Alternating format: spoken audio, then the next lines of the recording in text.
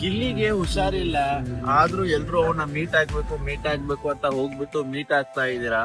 ಅವನ ನೋಡಿ ಎಷ್ಟು ಸುಸ್ತಾಗಿದ್ದಾನ ಅಂತ ಹೇಳ್ಬಿಟ್ಟು ಒಂದ್ ಸ್ವಲ್ಪ ದಿನ 10 to 15 ಡೇಸ್ ವೇಟ್ ಮಾಡಿ, ಆರಾಮ್ ಆಗ್ತಾನೆ, ಹುಷಾರಾಗ್ತಾನೆ, ಒಂದ್ ಸ್ವಲ್ಪ ಆಕ್ಟಿವ್ ಆಗ್ತಾನೆ, ಹೋಗ್ಬಿಟ್ಟು ಮೀಟ್ ಆಗ್ಬೋದು. ಯಾಕೆ ಇಷ್ಟೊಂದು ಅರ್ಜೆಂಟ್ ಮಾಡ್ತಿದಾರೆ ಎಲ್ರು ಮೀಟ್ ಆಗ್ಬೇಕು ಅಂತ ನನಗಂತೂ ಗೊತ್ತಾಗ್ತಾ ಇಲ್ಲ.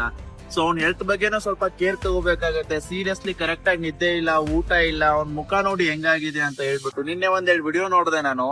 ಹಂಗ್ ನೋಡಿದ್ರೆ ಮೀಟ್ ಆಗ್ಬೇಕು ಅಂತ ನಾನು ತುಂಬಾ ಹಠ ಪಟ್ಬಿಟ್ಟು ಹೋಗಿ ಮೀಟ್ ಆಗ್ಬೋದಿತ್ತು, ಬಟ್ ನಾನು ಹೋಗಿಲ್ಲ ಇನ್ನು. ಯಾಕಂತ ಅಂದ್ರೆ ಇನ್ನು ಬೇಜಾನ್ ಟೈಮ್ ಇದೆ. ನಾನು ಡೈಲಿ 25 ವಿಡಿಯೋ ಮಾಡಿದೀನಿ, ಗಿಲ್ಲಿಗೆ ಓಟ್ ಹಾಕಿ ಅಂತ ಹೇಳ್ಬಿಟ್ಟು. ಬಟ್ ಇವಾಗಿನ ಸಿಚುವೇಶನ್ ಅರ್ಥ ಮಾಡ್ಕೋಬೇಕು. ನಾನ್ ನಿನ್ನೆ ಒಂದ್ 2-3 ವಿಡಿಯೋ ನೋಡಿದೆ, ಅವ್ನು ಎಷ್ಟು ಸುಸ್ತಾಗಿದ್ದಾನೆ ಅಂತ ಅಂದ್ರೆ ಸೀರಿಯಸ್ಲಿ ತುಂಬಾ ಸುಸ್ತಾಗಿದ್ದಾನೆ. ಸ್ವಲ್ಪ ದಿನ ವೇಟ್ ಮಾಡಿ ರಿಕ್ವೆಸ್ಟ್ ಅಂತ ಹೇಳಕ್ ಇಷ್ಟಪಡ್ತೀನಿ. ಯಾಕಂತ ಅಂದ್ರೆ ಅವ್ನ್ ಇವಾಗ ರೆಸ್ಟ್ ತಗೊಂಡ್ರೆ ಮುಂದೆ ಕೆಲಸ ಮಾಡಕ್ಕೆ ತುಂಬಾ ಈಸಿ ಆಗತ್ತೆ ಅಂತ ಹೇಳಕ್ ಇಷ್ಟಪಡ್ತೀನಿ. ಪ್ಲೀಸ್ ಅರ್ಥ ಮಾಡ್ಕೊಳ್ಳಿ. ಜೈ ಗಿಲ್ಲಿ.